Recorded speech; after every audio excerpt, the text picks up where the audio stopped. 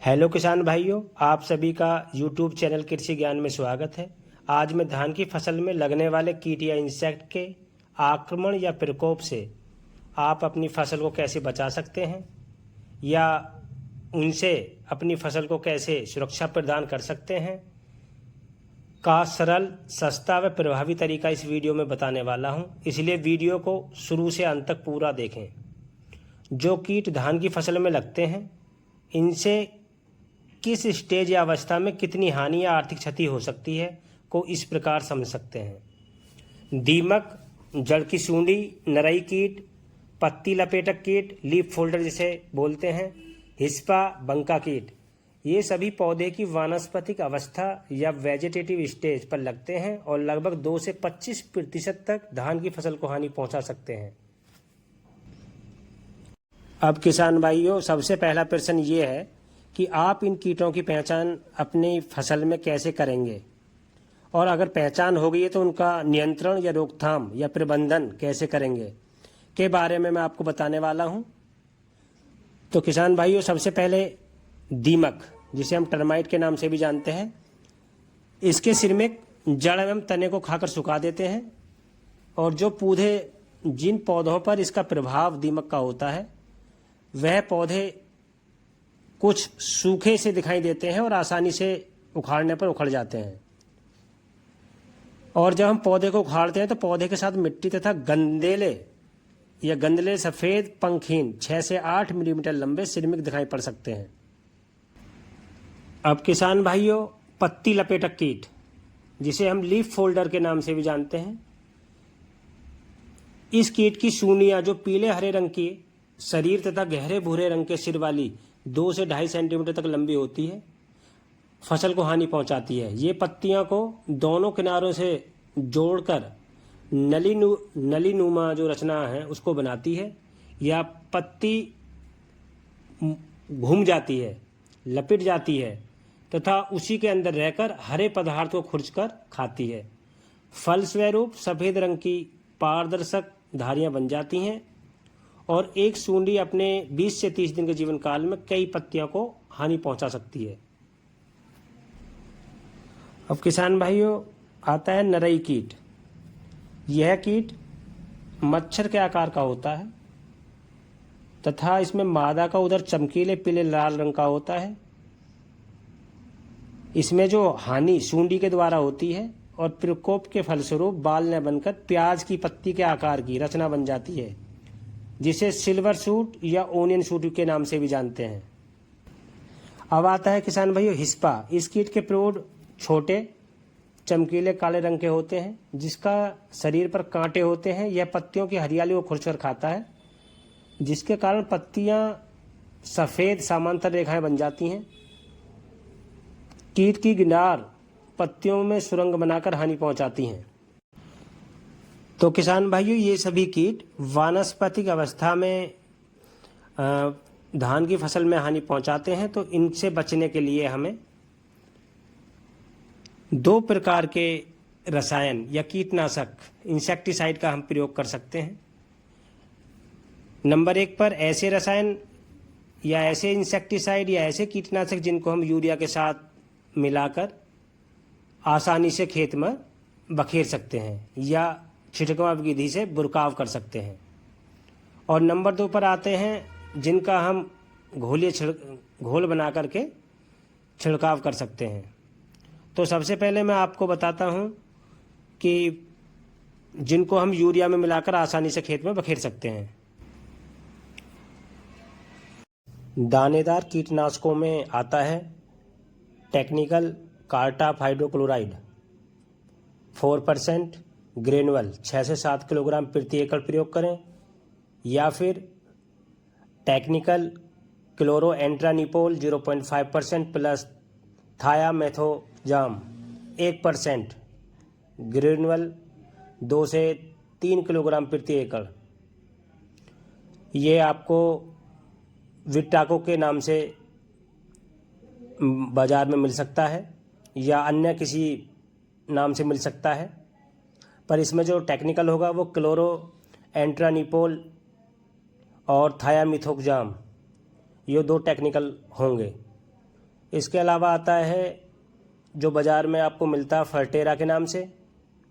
इसमें टेक्निकल होता है क्लोरोएंट्रानिपोल 0.4% ग्रेनुअल 4 से 5 किलोग्राम प्रति एकड़ प्रयोग करें।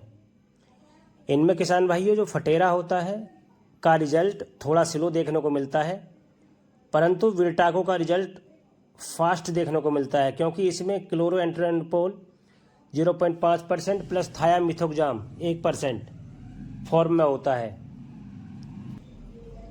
इन कीटनाशकों में से आप किसी एक का प्रयोग यूरिया के साथ जब खेत में 3 से 5 सेंटीमीटर पानी भरा हुआ हो तब करेंगे, तो इसका बहुत बेहतर, बहुत शानदार रिजल्ट आपको मिलेगा।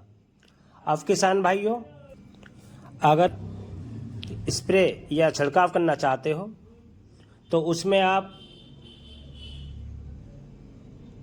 Technical lambda cyhalothrin 9.5% plus thiamethoxam 12.6% ZC form में 80 ml मात्रा को 200 लीटर पानी में मिलाकर प्रति एकड़ स्प्रे करें। तो किसान भाइयों, आप उपरोक्त में से किसी भी एक दवाई का आप प्रयोग कर सकते हैं। इसके अलावा अगर आप सस्ता कीटनाशक में आप चाहेंगे तो क्लोरोपाइरीफास या क्विनालफास 20% ईसी की 600 ml मात्रा 200 लीटर पानी में मिलाकर प्रति एकड़ स्प्रे करने से भी आप वानस्पतिक अवस्था में लगने वाले कीट की रोकथाम कर सकते हैं। स्प्रे करते समय किसान भाइयों आपको ध्यान रखना है कि आप इसमें 1 ml प्रति लीटर के हिसाब से स्टिकर या शैम्पू जरूर मिला लें, ताकि जब आप छिड़काव करेंगे तो वो पत्तियों पर चिपक जाए। इसके बाद किसान भाइयों, हमारे जो अन्य कीट हैं वो किस अवस्था में नुकसान करते हैं, जैसे तना बेधक या तना छेदक, ये बाली अवस्था में, जब धान में बाली निकलने लगती है उस अवस्था में नुकसान करता है। इसके अलावा हरा फुदका, जिसे हम ग्रीन हॉपर, भूरा फुदका, ब्राउन हॉपर, सफ़ेद पीठ वाला फुदका, वाइट बैक्ड हॉपर, ये धान की वानस्पतिक अवस्था एवं बाली अवस्था दोनों स्थितियों में नुकसान करते हैं। इसके अलावा होता है गंदी बग जो हमारी बाल दुग्धावस्था में होती है तब नुकसान करता है। और एक होता है किसान भाइयों सैनिक कीट, ये बाल की परिपक्वता, जब बाल हमारी पकने की स्थिति में आ जाती है तब उस पर नुकसान करता है। इन सभी की पहचान आप कैसे करेंगे और उनकी रोकथाम कैसे करेंगे के बारे में बता रहा हूँ। अगर किसान भाइयों आपने वीडियो को लाइक नहीं किया है तो कृपया वीडियो को लाइक कीजिए और अधिक से अधिक किसानों को शेयर भी कीजिए। तो किसान भाइयों, जो तना बेधक या तना छेदक जो स्टीम बोरर होता है,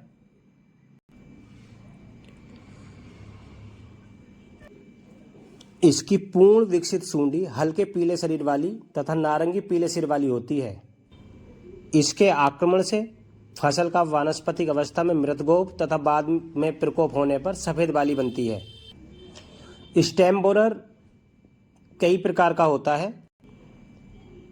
इसकी सही पहचान और इसकी कौन सी अवस्था है ये किसान भाइयों आपको ध्यान रखना है। तो धान का छेदक स्टेम बोरर जैसे येलो स्टेम बोरर है, पिंक स्टेम बोरर है, वाइट स्टेम बोरर है, गोल्ड स्टेम बोरर है आदि प्रकार का हो सकता है। यदि आपकी फसल में तितली दिखाई दे रही है तो समझ लो कि अब मादा और नर तितली का मिलन होना है और लगभग 2 से 5 दिन के अंदर पत्तियों की निचली सतह पर या पत्ती को फोल्ड कर या बिना फोल्ड किए ये अंडा देने का कार्य करेगी। अंडा देने के 5 से 8 दिन बाद ये लार्वा या इल्ली निकलती है इसके अंदर से। इससे पहले ये अंडे भी देखने को मिल सकते हैं। ये अंडे जो होते हैं बहुत महीन, पत्ती पर रुई जैसे चिपके होते हैं। किसान भाइयों, अगर ये स्थिति आपकी फसल में है तो आपको बहुत सतर्क हो जाना है, क्योंकि किसान भाइयों अंडा देने के 5 से 7 दिन बाद लार्वा इल्ली जो अंडे से निकलेंगे वो पत्तियों से नीचे गिरेगी और धान के तने में छेद कर प्रवेश करेगी और तने के अंदर ही अंदर खोखला बनाकर ऊपर पहुंचेगी। फिर तना सूख जाएगा तथा तना छेदक की जो इल्ली है वो तने में 20 से 30 दिन तक नुकसान कर सकती है। इसलिए किसान भाइयों, इस स्टेज पर आपको बहुत ज़्यादा अलर्ट हो जाना है और 5 से 8 दिन के अंदर जो मैं आपको इंसेक्टिसाइड बताऊंगा उसका आपको स्प्रे यानी दवाई डाल देनी है। अब किसान भाइयों बात करते हैं हरा फुदका। आप कैसे पहचानोगे? इसके जो प्रोड होते हैं वो हरे रंग के होते हैं, पंखों के अंतिम भाग पर काले रंग का धब्बा होता है और इसके जो शिशु और जो इसके प्रोड होते हैं वो दोनों पत्तियों का रस चूसकर पौधे को हानि पहुंचाते हैं। और जो इससे ग्रसित पत्ती है वो पहले पीली पड़ती है और फिर कत्थई रंग की होकर नोक से नीचे की तरफ सूख जाती है। ये फुदके टुगरू वायरस के भी वाहक होते हैं। किसान भाइयों आता है भूरा फुदका। इसके प्रौढ़ व शिशु दोनों पौधों किल्लों के बीच रहकर तने के निचले भाग तथा पत्ती आवरण पर रह करके उसका रस चूसते हैं और अधिक प्रकोप होने पर पत्ती पर काला कंचुल उग जाता है जो प्रकाश संश्लेषण में बाधा इसका होता है। जो प्रकाश संश्लेषण क्रिया होती है उसमें पौधे अपना भोजन नहीं बना पाते हैं, उसमें अवरोध उत्पन्न कर देता है जिससे कि पौधा सूखने लगता है, पौधा फिर गिर जाता है और इसमें दाना नहीं बनता है। यह ग्रासी स्टंट वायरस का वाहक भी है। इसके शिशु और प्रौढ़ कत्थई रंग के पंख वाले अथवा बिना पंख वाले हो सकते हैं। अब किसान भाइयों आता है सफ़ेद पीठ वाला फुदका। इसके प्रौढ़ काले से भूरे रंग के तथा पीले शरीर वाले, जिनके पंखों के जोड़ पर सफ़ेद पट्टी होती हैं। पंख छोटे या लंबे होते हैं। इनके जो शिशु होते हैं वो सफ़ेद रंग के पंखहीन होते हैं। इनका जो उदर होता है उस पर काले धब्बे होते हैं और जो शिशु और प्रौढ़ कल्लों के बीच में रह करके उनका रस चूसते हैं और बाद में पौधा पीला होकर सूख जाता है। अब किसान भाइयों आता है गंदी बग। ये बहुत खतरनाक कीट है। इस कीट के पीले रंग के शिशु तथा प्रौढ़ जो होते हैं वो दुग्ध अवस्था में दाने से रस चूसकर नुकसान पहुंचाते हैं और इससे प्रभावित फसल में दाने नहीं बनते हैं।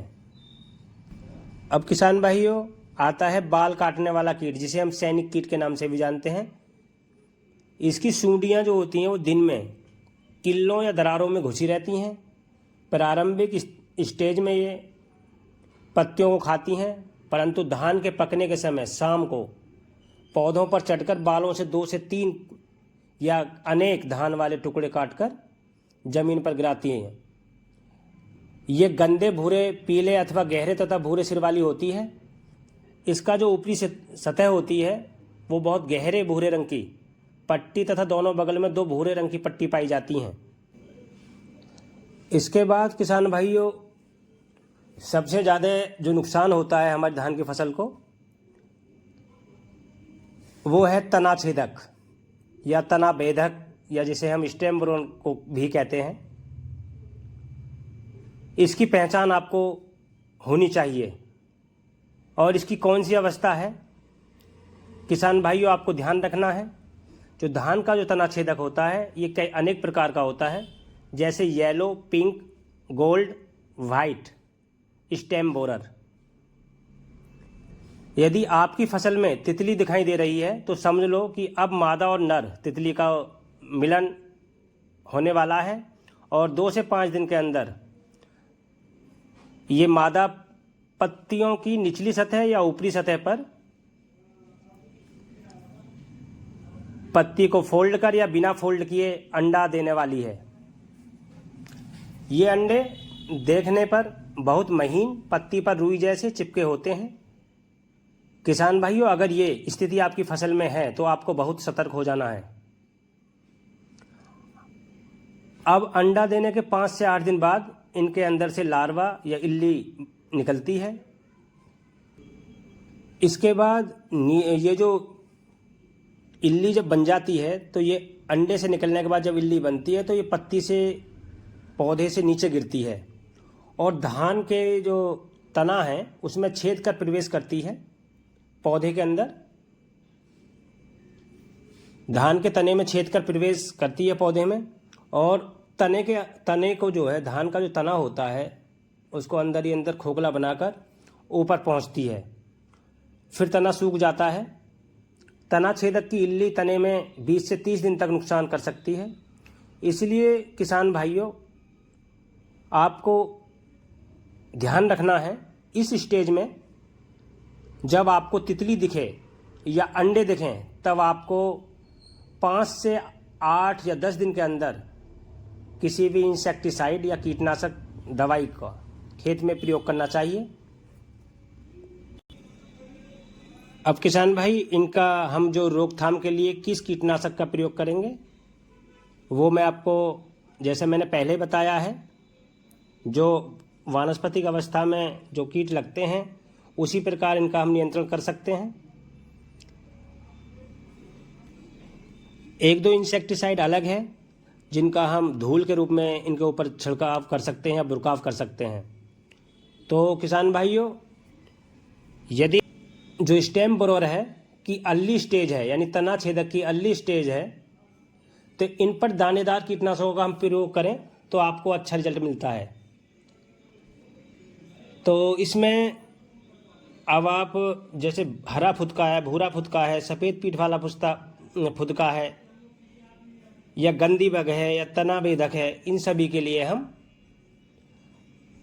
कार्टाप हाइड्रोक्लोराइड 4G 6 से 7 किलोग्राम प्रति एकड़, या क्लोरोएंट्रोनिप्रोल 0.5% प्लस थायोमिथोजाम 1% 2 से 3 किलोग्राम प्रति एकड़, या फिर क्लोरोएंट्रिनोप्रोल 0.4% 4 से 5 किलोग्राम प्रति एकड़ यूरिया में मिलाकर खेत में बिखेर सकते हैं।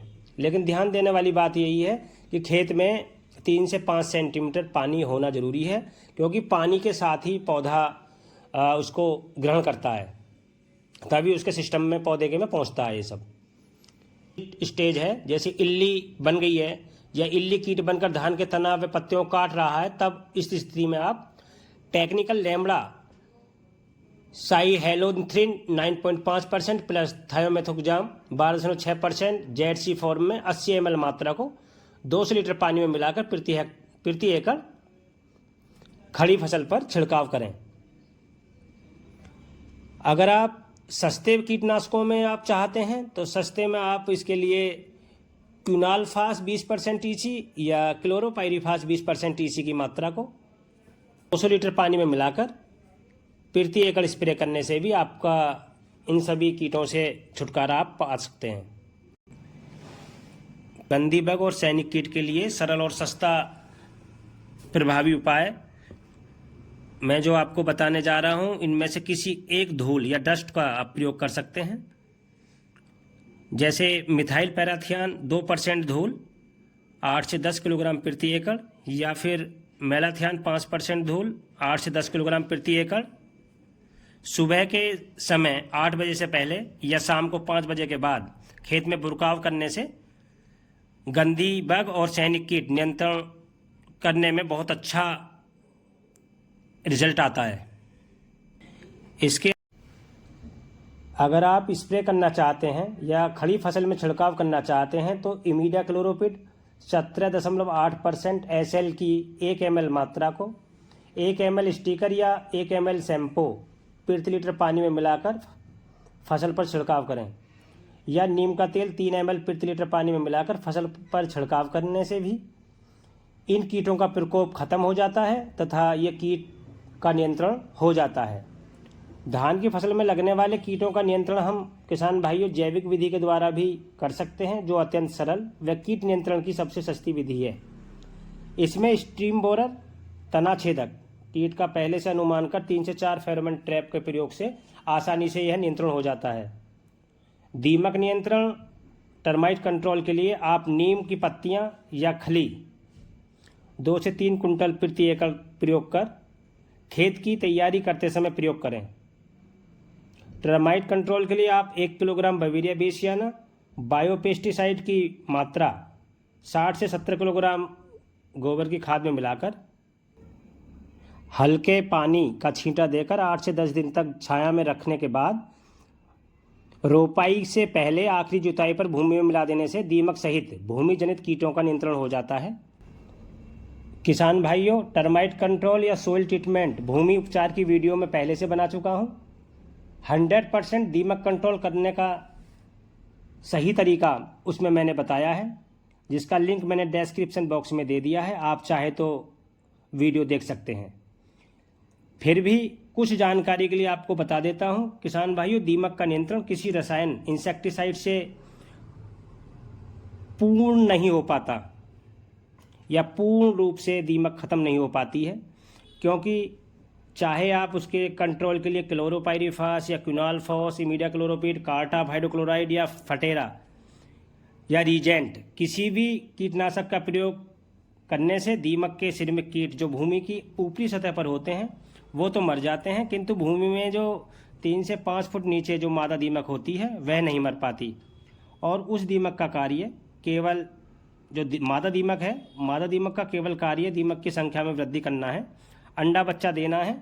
दीमक नियंत्रण के लिए सबसे पहले इस मादा दीमक को ख़त्म करना जरूरी है, तभी दीमक कंट्रोल होगी। किसान भाइयों, तभी तो आपने देखा होगा कि आपने दीमक नियंत्रण करने के लिए कोई भी कीटनाशक का प्रयोग अपने फसल पर या खेत में किया, लेकिन दीमक पूर्ण रूप से ख़त्म नहीं हो पाती। उस समय के लिए जब आप किसी भी कीटनाशक का अपनी फसल पर प्रयोग करते हैं या खेत में प्रयोग करते हैं, तो उस समय तो दीमक आपकी कुछ समय के लिए हट जाती है। उसके कुछ दिन बाद या कुछ समय बाद दीमक दोबारा से ऊपर आ जाती है।